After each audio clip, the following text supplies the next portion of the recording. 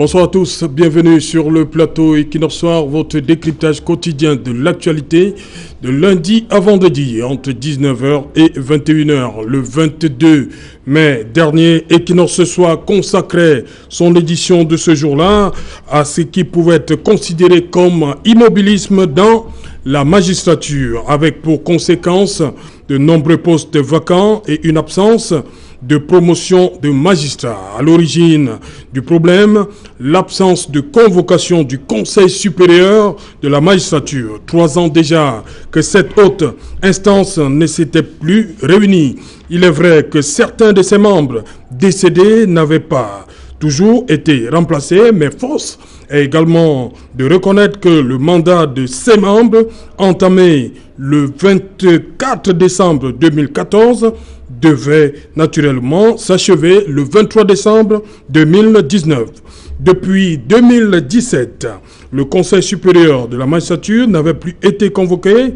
Tout laisse donc croire que ce sera chose faite depuis que le président de la République a procédé à la nomination et des membres titulaires et des membres suppléants, ainsi que du secrétaire du Conseil supérieur de la magistrature. Ce qui va donc permettre à l'auguste institution de sortir de sa longue léthargie. Une bonne chose, en fait, pour les auditeurs de justice sortis depuis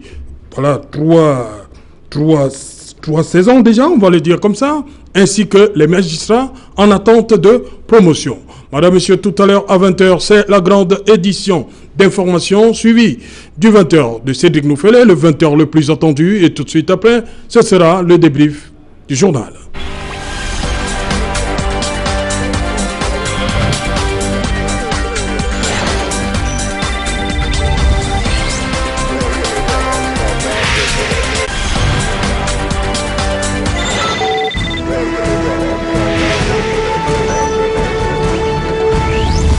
Imminence d'un Conseil supérieur de la magistrature, conséquence d'une absence prolongée. Pour en parler, je suis en plateau ici à Douala, Bonakwaman, dont nous produisons cette émission Equinox Soir, émission d'utilité publique. À ma droite, je commence par Maître Fabien Kenyé. Bonsoir, Maître. Bonsoir, Serge Alain. Bonsoir, Monsieur le conseiller Biliga, excellent confrère aîné, pour qui j'ai beaucoup d'estime malgré le fait que nous nous opposons sur un certain nombre de points sur le plan politique. Cela dit, je voudrais dire bonsoir à Maître Pensi, avec qui nous sommes en totale connexion, à tous les autres panélistes et surtout aux nombreux téléspectateurs de la télévision du peuple. Voilà, merci. En face de vous, justement, Maître Joseph-Claude Biliga. Bonsoir, Maître. Bienvenue une fois de plus. Hein. Oui, merci. Merci, je suis content d'être là aujourd'hui. Une fois de plus. La dernière fois, nous avons parlé de ce sujet. Oui. Et je pense que nous allons... Le président nous a écoutés. Je voudrais quand même vous faire comprendre que tout à l'heure, vous avez fait état de décret de président de la République de mai 2019 où il avait procédé au remplacement de 3 décédés. Le 30 mai 2019. Oui, il y avait un membre de l'Assemblée nationale, monsieur qui remplaçait Lundu.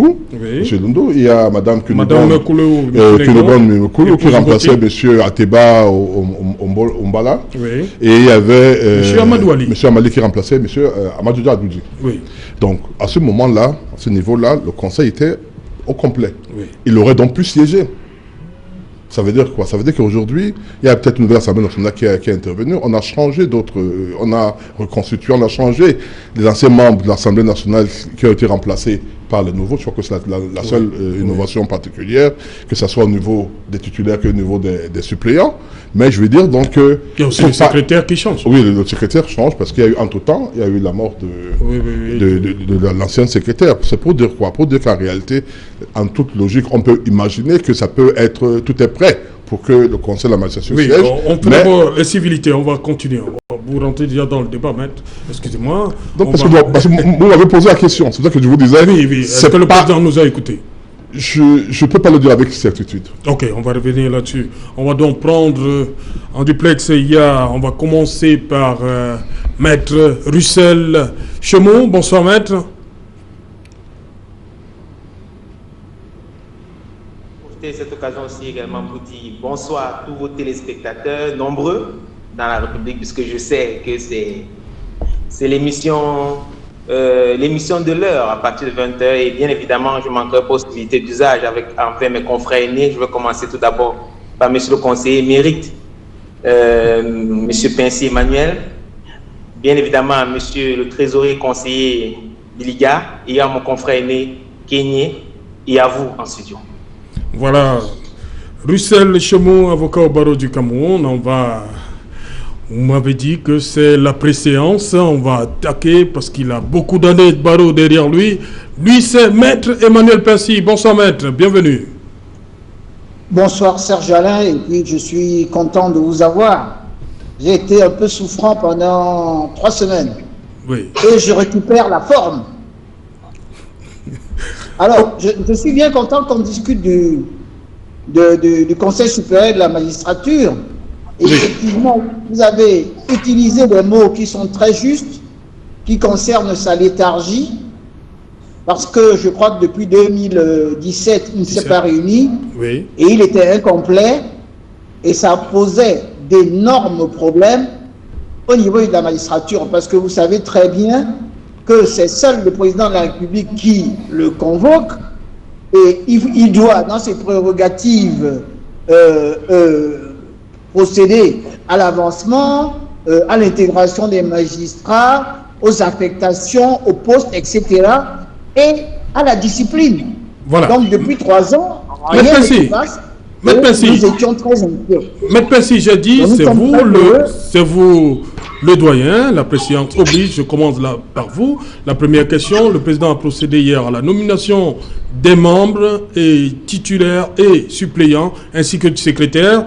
Et dans le fonctionnement du Conseil supérieur de la magistrature, article 38, alinéa 1, le Conseil supérieur de la magistrature se réunit à la présidence de la République sur convocation du président de la République. Alinéa 2, l'ordre du jour des réunions est arrêté par le président de la République. Maître Pincy, dites-moi, est-ce que tout est donc réuni pour que le Conseil se tienne, on va le dire, enfin, après 3 ans? Est-ce qu'après ces nominations, le Conseil va se tenir enfin? Je pense que le Conseil est actuellement au complet, ce qu'il n'était pas depuis un certain nombre de temps. Et je crois que je suis content qu'on ait nommé comme secrétaire du Conseil supérieur de la magistrature un magistrat qui était avec nous à Douala, le président Abel Minko, qui était président de la Cour d'appel de Douala il y a quelques années, et que moi j'ai connu il y a à peu près 35 ou 36 ans, quand il a commencé à travailler à Douala. Donc c'est quelqu'un, je dois dire, qui connaît très bien ce travail. C'est lui qui prépare le Conseil supérieur de la magistrature. Il le connaît, il connaît les magistrats. Je dis, il vaut mieux tard que jamais, mais je crois que c'est une mauvaise chose que le Conseil ne se tient pas à temps. Mais ça, c'est pour tous les problèmes. Vous savez, même par exemple, regardez cette histoire de la finale de la Coupe, en regardant le football. Si le président de la République n'est pas là et ne convoque pas, eh bien, il n'y aura pas de finale. Et en ce qui concerne la magistrature, vous avez des jeunes hommes qui sont sortis, qui sont dans des situations financières excessivement difficiles. Vous avez pas mal de magistrats qu'on souhaite, nous, en tant qu'avocats et les justiciables, qu'ils aillent ailleurs, parce qu'il y a eu pas mal de problèmes de retard qui sont dus à des lenteurs judiciaires inextricables.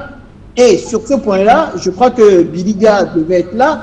Enfin, nous avons été convoqués, tant que je me souviens, par le ministre d'État, ministre de la Justice, en novembre 2016, et nous avons fait un certain nombre de récriminations, et parmi lesquelles il aurait fallu qu'on changeât pas mal de magistrats de leurs fonctions. On dirait qu'ils ont des titres fonciers dans ces fonctions-là où il y a beaucoup d'abus et des situations inextricables.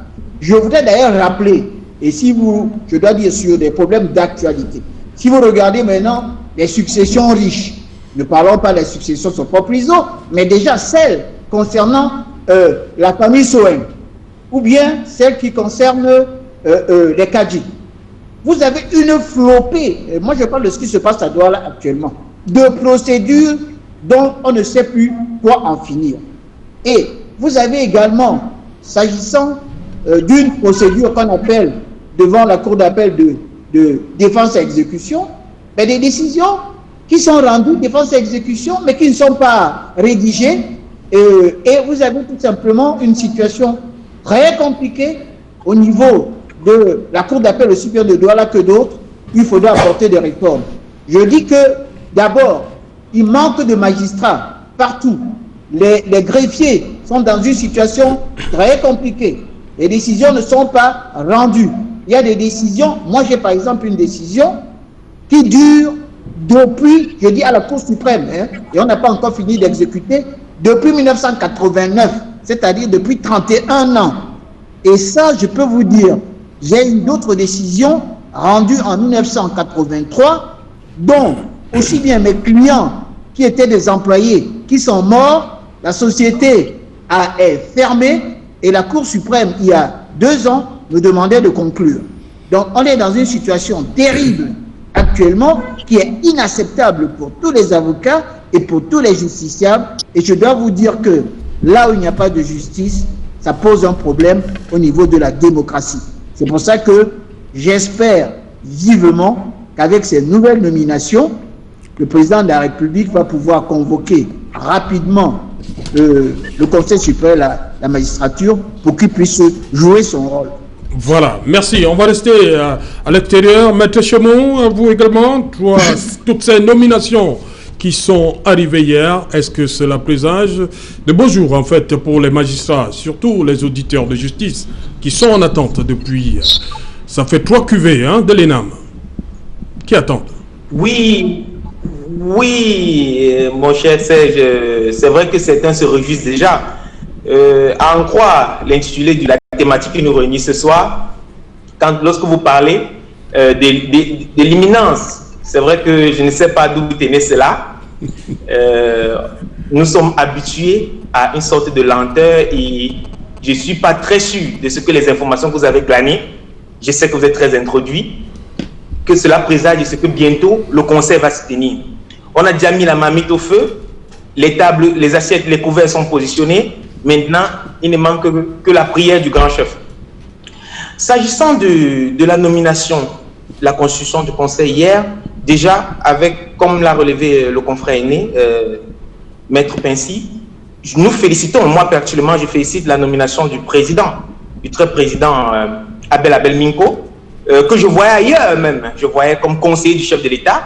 Et c'est quelqu'un qui a eu, nonobstant ma jeunesse, c'est quelqu'un que nous avons eu l'avantage et le plaisir de côtoyer ici à la Cour d'appel du littoral. C'est un très grand magistrat.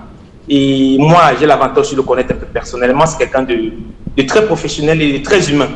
J'espère que son arrivée dans ce conseil aura pour effet de dynamiser ces structures qui a tendance à être un peu appartenant à une certaine caste et qui va faire bouger les choses au regard de ses fonctions administratives et du traitement des dossiers.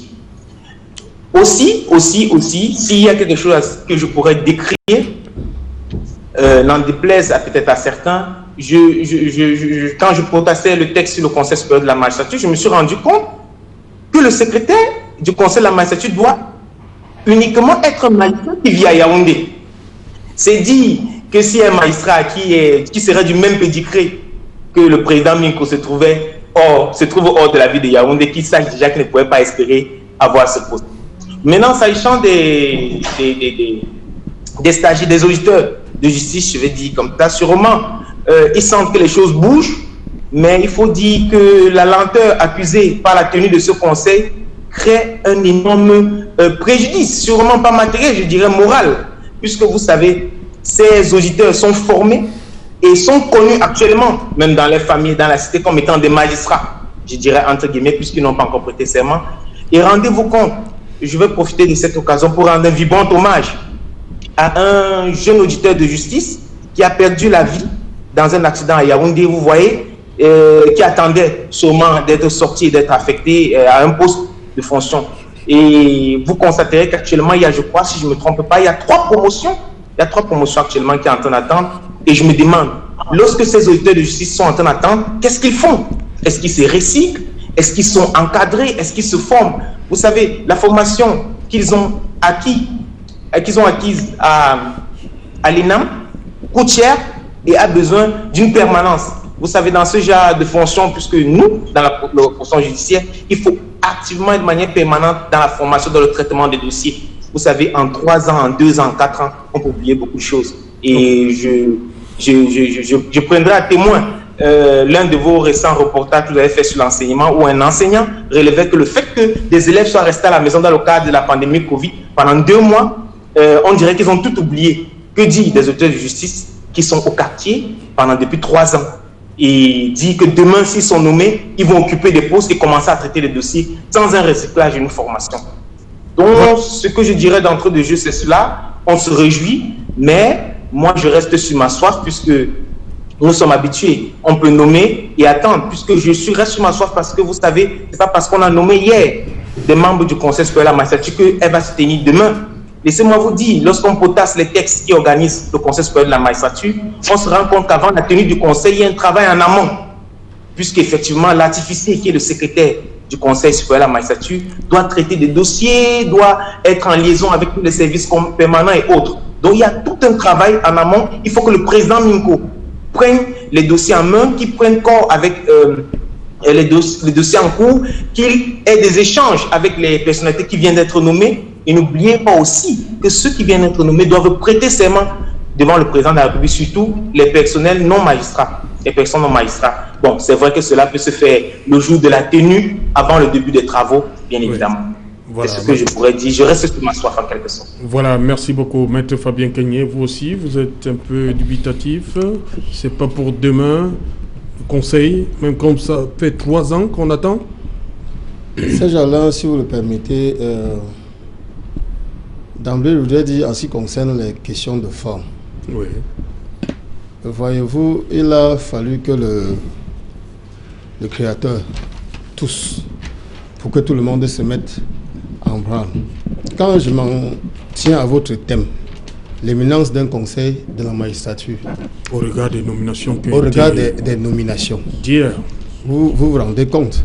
Il a bien fallu qu'après 3 ans, le Créateur se réveille pour qu'on en arrive là et que la télévision du peuple elle-même nous convoque pour ce genre de débat qui va suffisamment, je crois, à la fin édifier un certain nombre de Camerounais.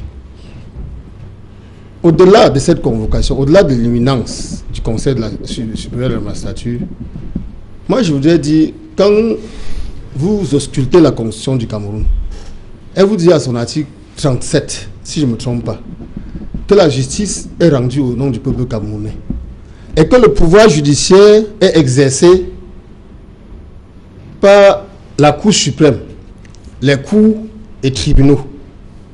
Voyez-vous. Lorsqu'on a eu dit ça, que le pouvoir judiciaire est exercé par la Cour suprême, les cours et tribunaux, que vient faire l'exécutif là? C'est un problème fondamental. Et c'est ça tout le problème du retard accusé, parce que nous avons toujours été habitués. Ce n'est pas nouveau. Pas le retard dans l'exécution dont fait montre l'homme qui tient en main notre destin ou le destin du peuple camerounais depuis pratiquement 38 ans. La Constitution consacre la séparation de pouvoir. Donc le pouvoir judiciaire devait être autonome.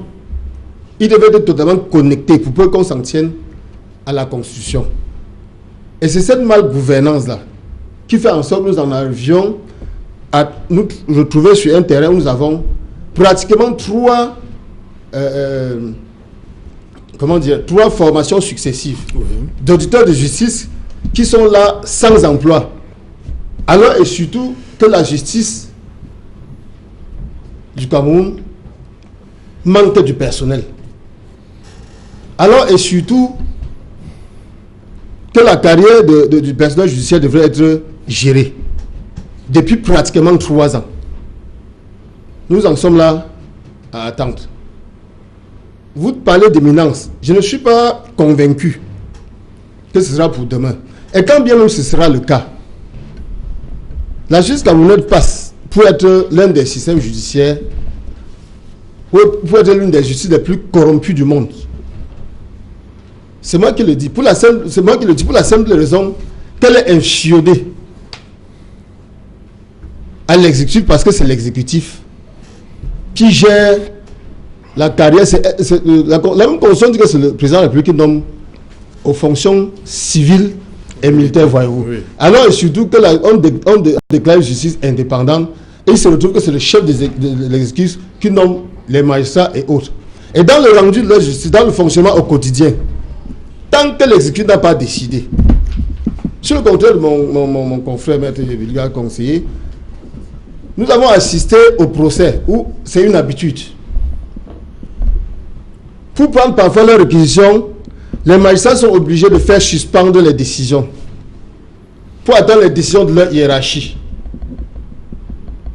Quand bien même ces hiérarchies interviennent, les juges qui, selon le texte réglementant leur fonctionnement, juste selon leur conscience et la loi, ça rime toujours à la volonté de l'exécutif. Donc, que ce conseil ait lieu ou pas, le seul avantage que nous en tirerons, ce sera que nous aurons des Camerounais qui vont retrouver des emplois. Oui. Pour le reste, j'ai souvent eu à le dire sur ce plateau, tant que nous n'aurons pas d'institutions fortes, tant que nous n'aurons pas une justice indépendante, un pouvoir législatif indépendant, un exécutif qui ne s'occupe que de l'exécutif, nous aurons toujours face à nous ce genre de malgouvernance. Ok. Voilà, Maître Biliga, l'article 9 de la loi 82/014 du 26 novembre 82 fixant organisation et fonctionnement du Conseil supérieur de la magistrature, en son article 9, dit que le secrétaire du Conseil supérieur de la magistrature est chargé de la mise en état des dossiers soumis à l'avis du Conseil supérieur de la magistrature. Comme a relevé Maître Russell Chemou tout à l'heure, on comprend donc que M. Minko a beaucoup de boulot là. Donc ce n'est pas pour demain, le Conseil. Tout à l'heure, je vous ai dit à l'entente de mon intervention que le fait qu'on ait changé des membres du Conseil supérieur de la magistrature n'implique pas obligatoirement qu'il y a une convocation. Oui. Puisqu'il y a cela un an, en mai 2019, on avait remplacé les membres manquants et le Conseil était entièrement constitué. On aurait donc pu imaginer que le mois qui suivait, qu'il y ait une session de Conseil. Donc, il n'y a aucune garantie. Il faut que cela soit dit. Il faut quand même que cela soit dit. Les conséquences, cela soit dit. On va y arriver. Oui. Cela soit dit et répété. Qu'aucune disposition légale n'oblige le président de la République, président du Conseil supérieur de la magistrature, de convoquer à une date déterminée ce Conseil de la magistrature. C'est les choses qu'il faut dire. Maintenant, on peut faire les commentaires comme on veut. Mais c'est ça la réalité. Non, maître, permettez, je vais lire l'article 18. Les travaux, section 2, des travaux d'avancement des magistrats du siège. Article 18, alinéa 1, il est dressé chaque année pour le 1er juillet au titre de l'année budgétaire, bon, ça a changé, voilà, qui commence à cette date un tableau d'avancement des magistrats. Est-ce que cette disposition, chaque année, je reprends. Oui, si on rétablit, je reprends.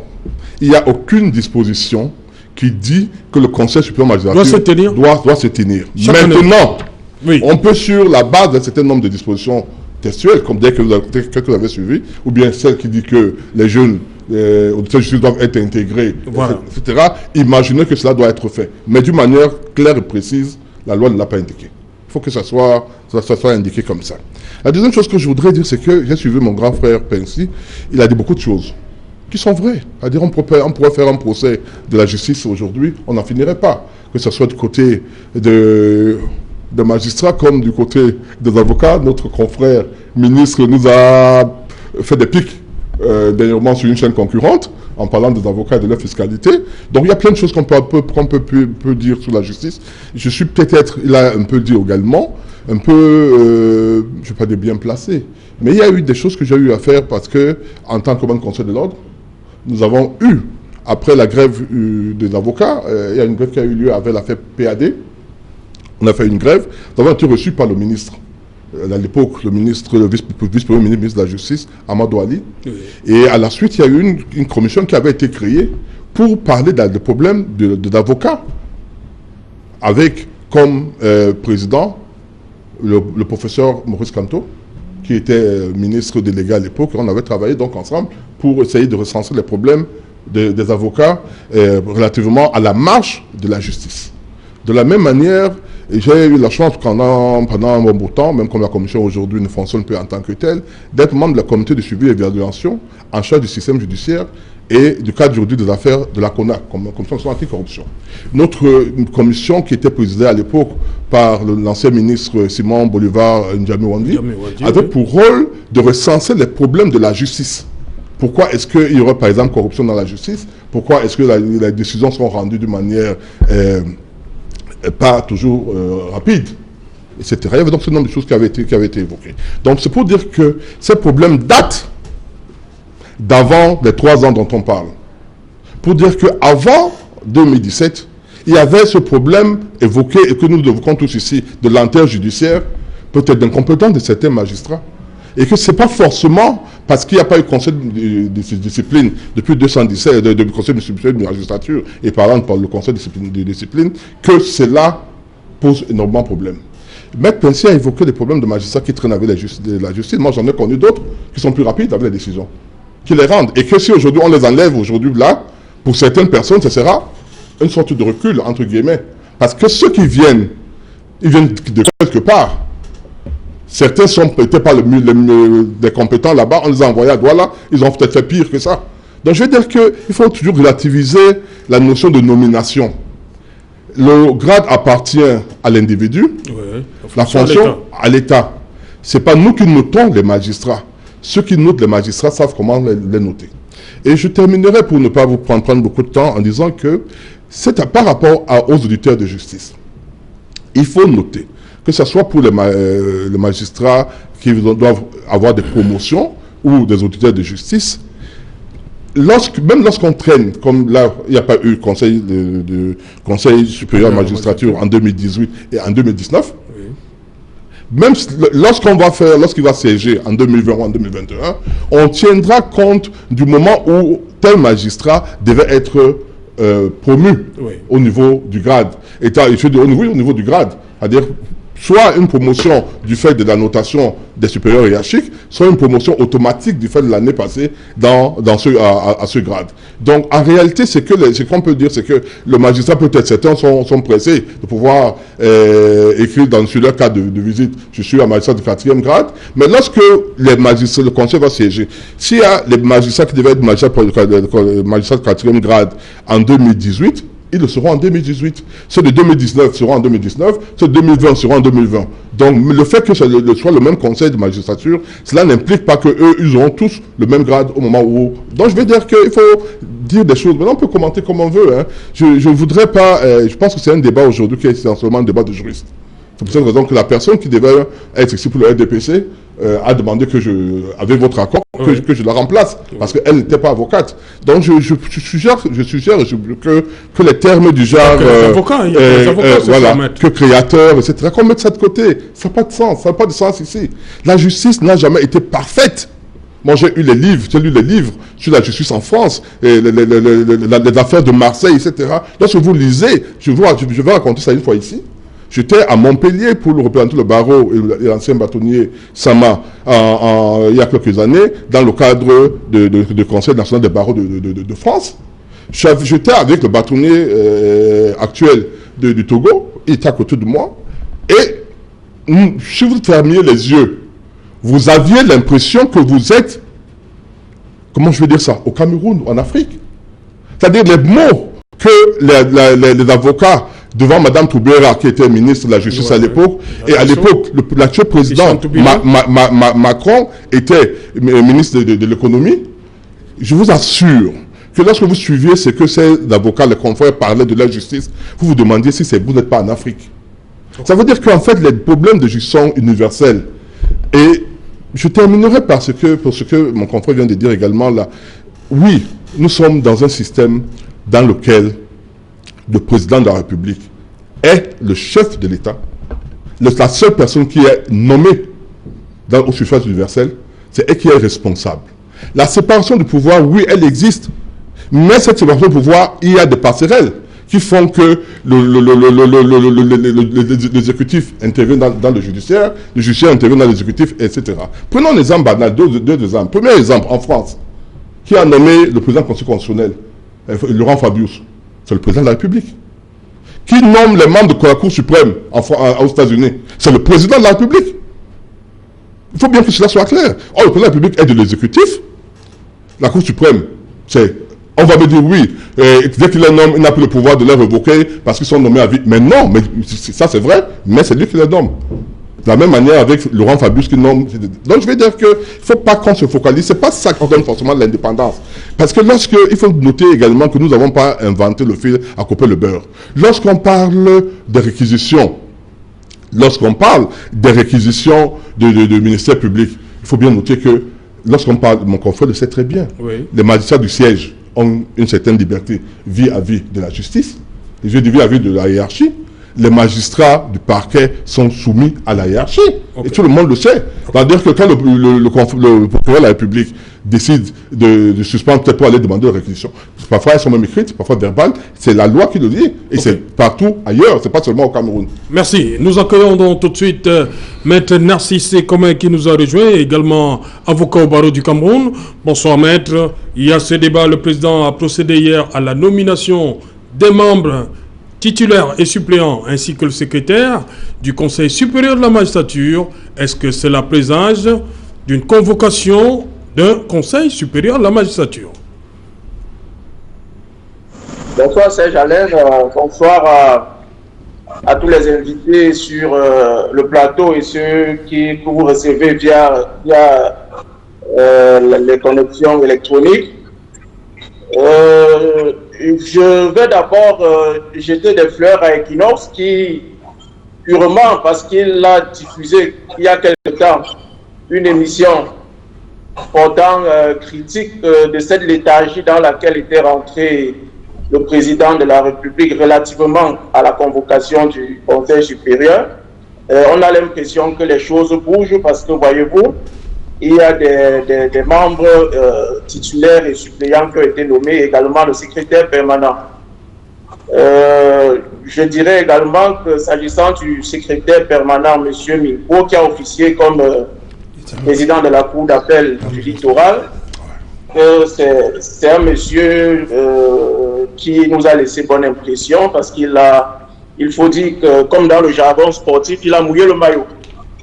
Maintenant, s'agissant de la nomination, je pense qu'elle présage de la tenue d'un conseil dans les prochains jours et nous croisons les bras pour attendre. Voilà, Maître Pensy, vous avez sorti une litanie de mots qui minent la justice aujourd'hui. Est-ce que le conseil qui sera forcément convoqué va résoudre tous ces problèmes?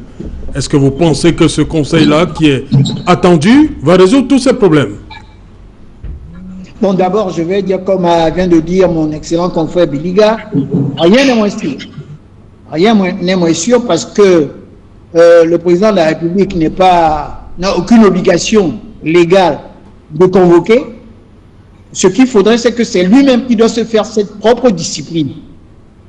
Or, le président a tellement de problèmes à régler qu'en définitive, personne ne peut prendre le courage, aucun ministre, de lui rappeler qu'il y a le Conseil supérieur de la magistrature qu'il doit convoquer. Et je dois dire qu'il y avait un gros problème qui est le fait que le prédécesseur du président Minko, le nouveau secrétaire du Conseil supérieur de la magistrature, était le haut magistrat Fouman, qui a été nommé membre du Conseil constitutionnel et sa place était vacante. Donc, tant qu'il n'était pas là, il n'y avait pas de secrétaire du Conseil de la magistrature et il n'y avait personne donc pour préparer les dossiers à présenter au président de la République. Parce que dans cette instance-là, le président de la République ne connaît pas les magistrats, en tout état de cause, il ne sait même pas souvent qui ils sont. La plupart du temps, d'ailleurs, sur les nominations, ce n'est pas lui qui va commencer à placer ces personnes. Ce sont donc des dossiers qui sont préparés par les magistrats au niveau de la notation. Par exemple, le président du tribunal de première instance va noter ses magistrats, il va proposer à l'avancement. Le président de la cour d'appel va le faire pour les magistrats qui sont qui travaillent avec lui. Le président de la Cour suprême va noter les magistrats qui sont avec lui, et également il va noter et proposer les présidents des cours d'appel. S'agissant du parquet, vous savez très bien que les procureurs sont sous la République, sont sous les ordres du procureur général qui va les noter, mais lui-même, le procureur général, va être noté par le procureur général de la Cour suprême. Et ce qui se passe, c'est que dans la plupart du temps, les magistrats du parquet ont, eux, leur propre hiérarchie, et s'agissant du reste, ce sont les magistrats qu'on appelle les magistrats assis. Donc les magistrats assis, il y avait une théorie qui existait dans le temps qui concernait ce qu'on appelle l'inamovibilité des magistrats du siège, c'est-à-dire qu'on ne pouvait pas les changer ni les nommer ailleurs. C'est une théorie qui n'existe plus, même en France. Donc, ce que nous déplorons beaucoup, et je crois que Biliga l'a bien souligné, les problèmes dont nous parlons aujourd'hui sont des problèmes qui sont connus. Parce que, en 2016, déjà, nous avons été convoqués par le ministre de la Justice, le vice-premier ministre, le ministre d'État, ministre de la Justice, garde des Sceaux. Nous avons évoqué ces problèmes. Ce sont des problèmes, on écrit tous les jours à la présidence de la République. Les justiciables eux-mêmes sont les premiers à se plaindre et à envoyer des écrits. Je peux vous assurer que, contrairement à ce que les gens croient, les Camerounais portent plainte contre les magistrats, contre un certain nombre de ceux qu'ils considèrent comme des abus. Étant entendu que dans certains cas, ce ne sont pas les magistrats souvent qui sont en cause. Il existe ce qu'on appelle chez nous, ce qu'on appelle les moyens en personnel. Ils n'ont pas de moyens et il manque de personnel. Vous regardez au grec, vous allez regarder. Mais je dois dire également pour le gouvernement qu'il y a eu un certain nombre d'efforts qui sont en train d'être faits par des constructions dont déjà ils vont coûter assez cher. Rien qu'à Douala, il va y avoir un immeuble de 15 étages. Vous allez également pour les juridictions, vous allez avoir également ça à Yaoundé, et vous avez les travaux qui sont également ailleurs. Donc la justice, qui est un parent pauvre au niveau du budget du gouvernement, a reçu quand même de fortes d'argent, étant entendu qu'au niveau de la justice, vous pouvez également englober, je dis, tout ce qui concerne l'univers carcéral. Bon. Et sur ce point-là, je dois vous dire qu'il y a un investissement également très important pour les prisons, mais lorsqu'on a voulu construire une prison en Bankomo, les populations sont sorties avec les machettes parce qu'ils ne voulaient pas qu'il y ait une prison chez eux. Ils souhaitaient qu'il y ait la construction des hôpitaux et des sociétés. Donc ce n'est pas très facile, je dis, de diriger le ministère de la Justice qui a des problèmes multiformes. Mais s'agissant du problème aujourd'hui dont nous parlons, il faut savoir que on a l'impression que ça ne fonctionne pas. Malgré le fait qu'il y ait à la tête de notre ministère un magistrat compétent, un ancien magistrat, un très haut magistrat qui maîtrise les problèmes, il n'a pas la main sur tout. Et sur ce point-là, la léthargie dont vous avez parlé, qui concerne j'allais dire, tout ce qui va à la présidence, parce que tout ce qui va à la présidence rentre dans ce qu'on appelle le triangle des Bermudes. Et ça reste très longtemps. On dirait que ces problèmes-là, puisqu'au Cameroun, il y a une multitude de problèmes urgents qu'il faudrait régler, et surtout avec le dernier problème concernant le Covid-19, nous sommes dans une galère compliquée. Il faudrait également savoir que sur ce point-là, ça fait à peu près depuis plusieurs mois que les avocats ne travaillent pas, que les juridictions, il y a des renvois, il n'y a pas, j'allais dire, tout ce qui concerne ces mesures-là pour pouvoir se protéger au niveau des juridictions.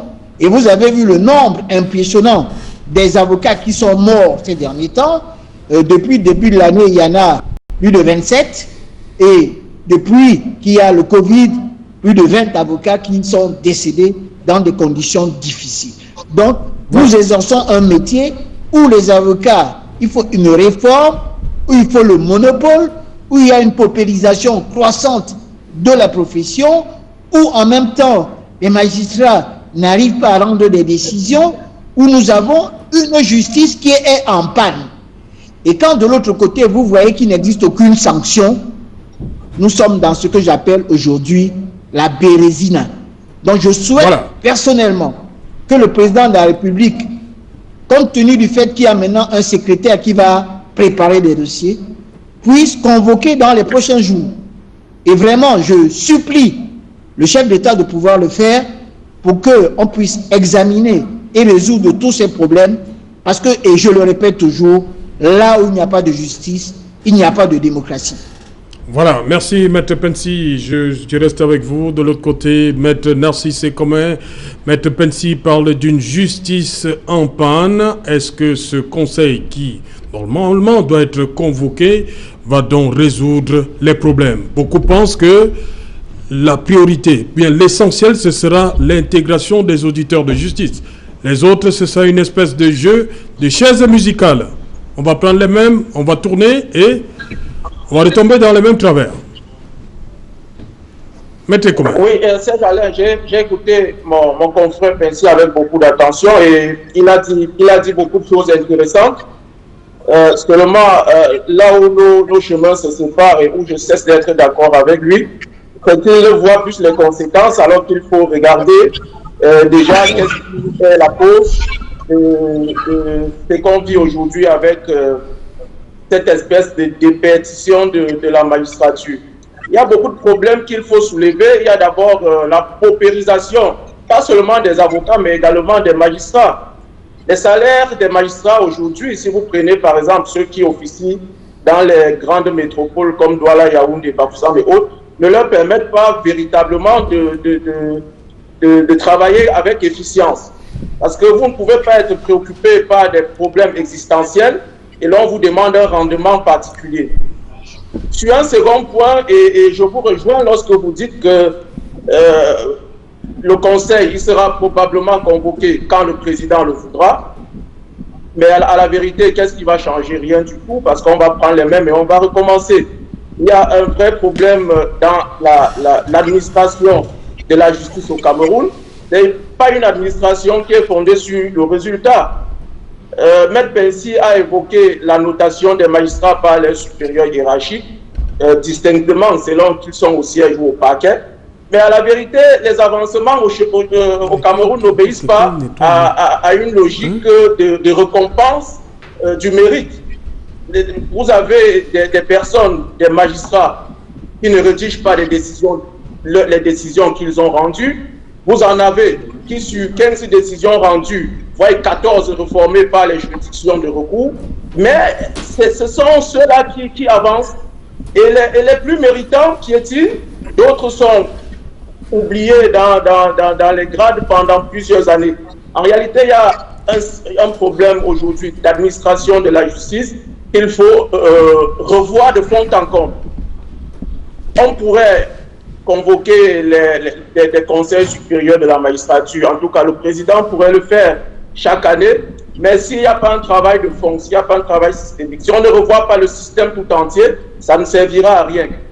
Parce que ceux qui, comme on dit au quartier, ont des parachutes et des godasses sont les mieux lotis, pendant que ceux qui se décarcassent et se tuent à la tâche ne voient pas toujours leur labeur récompensé par des nominations, soit des postes de président de juridiction, soit à tout autre poste au ministère ou dans toute autre administration. C'est ça le problème de la magistrature aujourd'hui.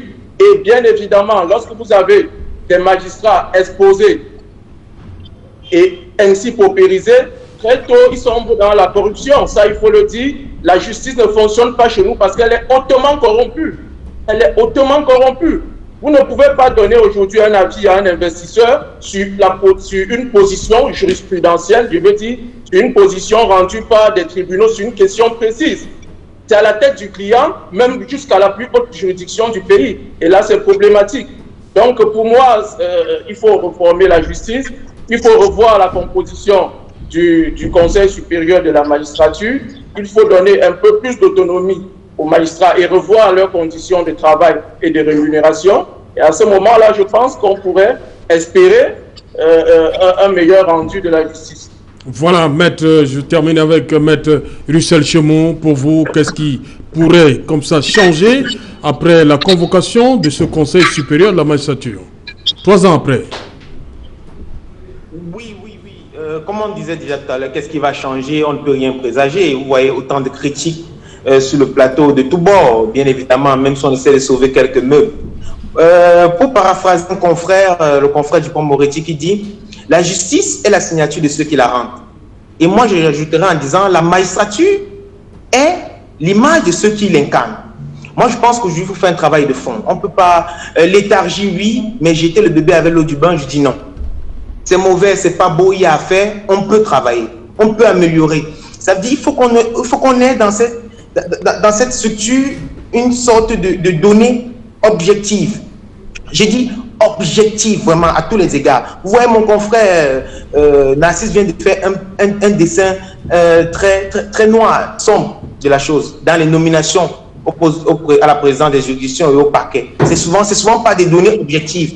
Et vous avez même des situations où on trouve parfois un président qui est moins gradé, qui se trouve au-dessus d'un autre qui est plus gradé. Donc il y a autant de cas. Et l'avantage que nous avons aussi, c'est que Nassé et moi, on peut témoigner. Nous avons été à une conférence du jeune avocat au Rwanda, à Kigali, très récemment. Nous avons vu comment se faisait la notation des magistrats. Et il a illustré tout à l'heure lorsqu'il parle de la rédaction des décisions. Vous avez ici des décisions qui sont rendues et qui ne sont jamais rédigées. À quoi sert la justice à ce moment si on a une décision et qu'on ne peut pas l'obtenir et l'exécuter? Vous avez aussi dans la nomination, quel est le caractère objectif? Vous avez un président qui voit la majorité de ses décisions infirmées et reformées au niveau des juridictions supérieures, mais il est là, il avance, il porte parfois de la. Merci maître Russell Chemont, c'est l'heure du journal. Merci, on revient à vous après le 20h de Cédric Nouvelet. Il est déjà là, bonsoir Cédric, au menu ce soir. Bonsoir Serge Alain, bonsoir à vos invités. Ce soir, à l'occasion de la journée de l'enfant africain, Equinox met en lumière le travail des mineurs casseurs de pierres à l'extrême nord du Cameroun, activité dangereuse en parfaite violation flagrante des droits des enfants. Et vous le verrez, la mort des enfants sur ces montagnes de pierres est devenue un fait banal à l'extrême nord du Cameroun. Comment en est-on arrivé là ? Nous en parlerons dans le journal de 20h. Nous évoquerons également cette question de sensibilisation face à la progression de la pandémie du Covid-19. Tenez-vous bien, sur près de 51 000 tests déjà effectués de façon officielle, près de 10 000 cas positifs de Covid-19 sont enregistrés. Des experts de santé publique sont inquiets et des médecins tentent cette fois-ci de sensibiliser les enfants sur les mesures barrières à respecter. Et des chefs d'établissements scolaires, quant à eux, font le bilan quelques semaines après la reprise des cours pour le compte du 3e trimestre de l'année scolaire 2019-2020. Ils évoquent d'énormes difficultés à faire respecter les mesures barrières sur les campus scolaires. La nature de ces difficultés, nous en parlerons dans le journal de 20h. C'est Jalan. Nous évoquerons également dans la suite des séries, des reportages réalisés sur les difficultés d'accès à l'eau potable. Nous parlerons ce soir d'un quartier de Douala qui vit depuis 10 ans sans eau potable. Comment les populations réussissent-elles à pouvoir s'approvisionner en eau? Quels sont les dangers auxquels elles sont confrontées? Nous en parlerons ce soir. C'est Jala. Voilà, madame, monsieur, c'est donc la fin de cette première partie Equinox Soir. On se retrouve après le 20h pour Equinox Soir, deuxième partie. Ce sera le temps du débrief, toujours en compagnie de maître Emmanuel Pincy, maître Narcisse Ecomain, maître Russell Chemont, maître Joseph-Claude Biliga et maître Fabien Kenyé. Tout de suite, le 20h le plus attendu de la planète, c'est le 20h de Cédric Nouvelet.